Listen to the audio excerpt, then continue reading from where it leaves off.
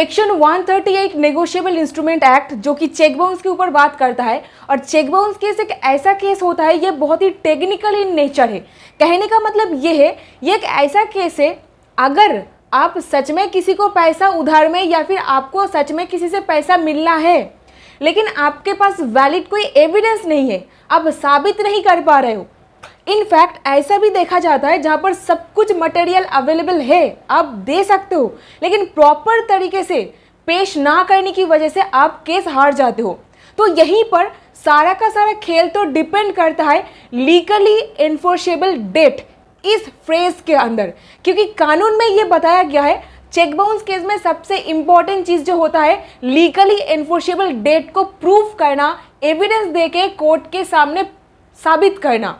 तो यहीं पर इसको साबित करने का मतलब ये है, मान लीजिए आप किसी को पैसा उधार में दिए हो, अब देखिए वो उधार हो सकता है या फिर आप किसी को कोई मटेरियल भेजे हो, कोई सामान के चलते पैसा दिए हो, कुछ भी हो सकता है। मतलब कि आपको पैसा वापस मिलना है कोई एक इंसान से, तो उस पर्टिकुलर परिस्थिति में आपको साबित करना पड़ेगा कानूनी रूप में आप हकदार हो, लीगली एनफोर्सेबल डेट, कानूनी रूप में आपको किसी से पैसा मिलना है, लीगल मनी है, तो ऐसे परिस्थिति में आपको उसका एविडेंस देना पड़ता है।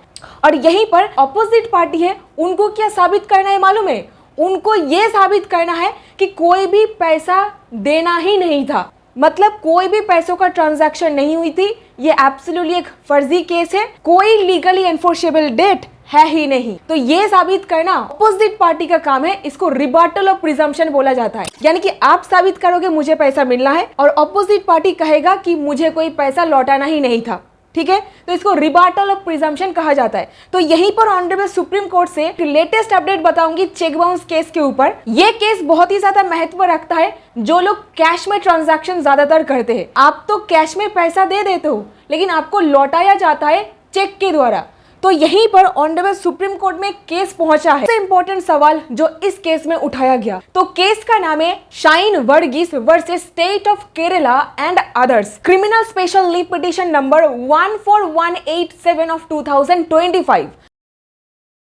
तो सवाल यहां पर यह था, अगर कोई इंसान 20,000 से ज्यादा कैश में किसी को लोन देता है और उस लोन को चेक के तहत लौटाया जाता है और वो वाला चेक अगर बाउंस हो जाता है, तो उस परिस्थिति में क्या चेक बाउंस केस फाइल किया जा सकता है?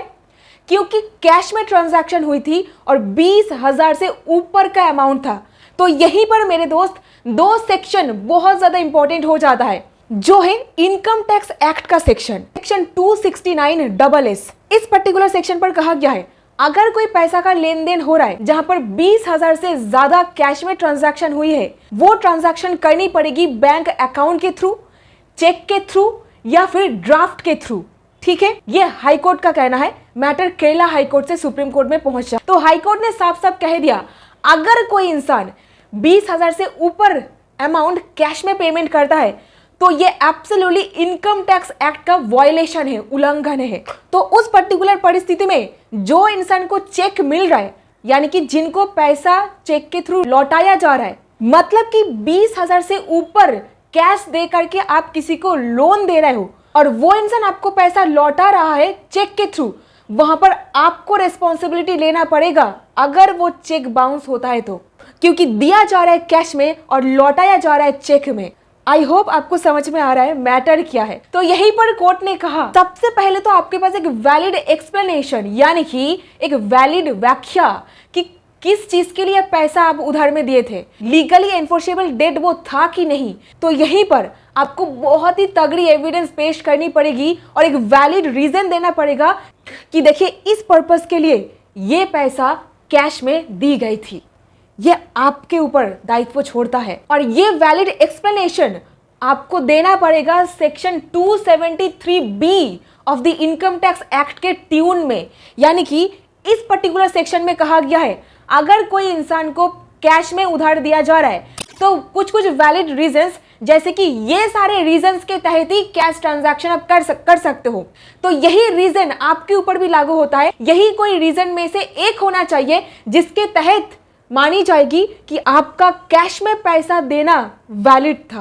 और यहीं पर मान लीजिए आपके पास कोई वैलिड कारण नहीं है, आप कैश में ट्रांजैक्शन कर तो दिए हो, वैलिड कोई कारण नहीं है, तो वहां पर क्रिमिनल कोर्ट का दरवाजा बंद हो जाएगी। आप क्रिमिनल कोर्ट में जा ही नहीं पाओगे आपका मैटर को लेकर के, क्योंकि वो ट्रांजैक्शन एब्सोल्युटली इलीगल ट्रांजैक्शन मानी जाएगी। नेक्स्ट पॉइंट की बारी। पिटीशनर जो हाई कोर्ट के जजमेंट को चैलेंज किया था, उनका ये कहना था कि इनकम टैक्स एक्ट के सेक्शन 269(s) जो प्रोहिबिशन है, यानी कि रोक लगता है कैश ट्रांजैक्शन मतलब ना करो, ये जो रोक लगता है ये उस व्यक्ति पर लागू होता है जो पैसा एक्सेप्ट करता है, ना कि उस क्रेडिटर पर जो पैसा उधार देता है। आई होप इतना तक आपको समझ में आया है।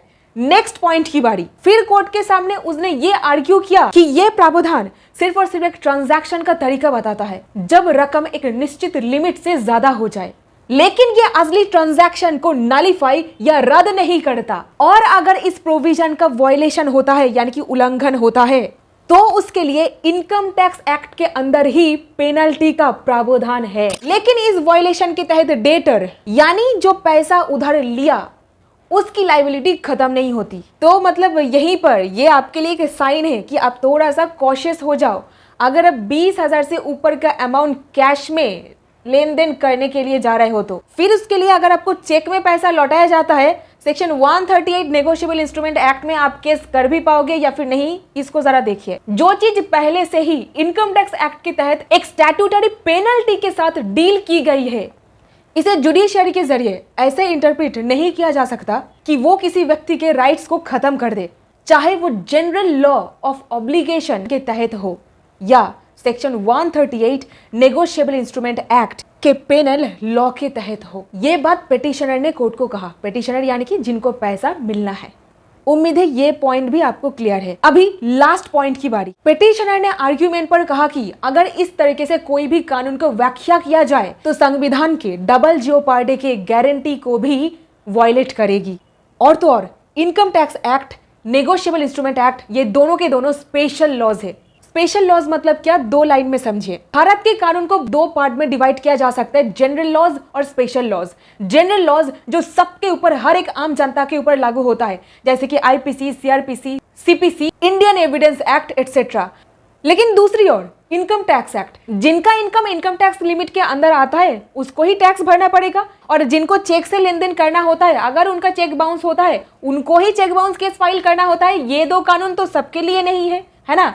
तो ये स्पेशल लॉज है। तो यहीं पर स्पेशल लॉज सबसे पहले प्रिवेल करता है। ये कानून में जो कहा गया है यही सबसे पहले लागू होता है, जनरल लॉज नहीं। तो स्पेशल लॉज स्पेशली डील करेगा आपके साथ। और यहीं पर अगर ऐसे दो कानून को व्याख्या किया जाएगा तो ये दोनों कानून के बीच के हार्मोनियस इंटरप्रिटेशन को बिगाड़ देगी। लेकिन ये automatically section 138 negotiable instrument act के अंदर उस डेट को अनएनफोर्सेबल करार नहीं दे देता है। और इसी ग्राउंड के ऊपर बेस करके ऑनरेबल हाई कोर्ट ने सेट असाइड कर दिया कन्विक्शन को, यानी कि एक्यूज्ड को रिहा कर दिया जाता है। मतलब जिन्होंने चेक दिया था, जो डिसऑनर्ड भी हो गया था, उनकी सजा को हाई कोर्ट ने रद्द कर दिया, खत्म कर दिया। इसी पॉइंट पर मैटर पहुंचता है ऑनरेबल सुप्रीम कोर्ट के पास, और इस मैटर का सुनवाई अभी आगे होनी है। और यहीं पर कोर्ट के सामने एक सवाल आकर के खड़ा हुआ, जहां पर 20,000 से ऊपर कैश में ट्रांजैक्शन हो रही है, यानी कि कोई लोन वगैरह दिया जा रहा है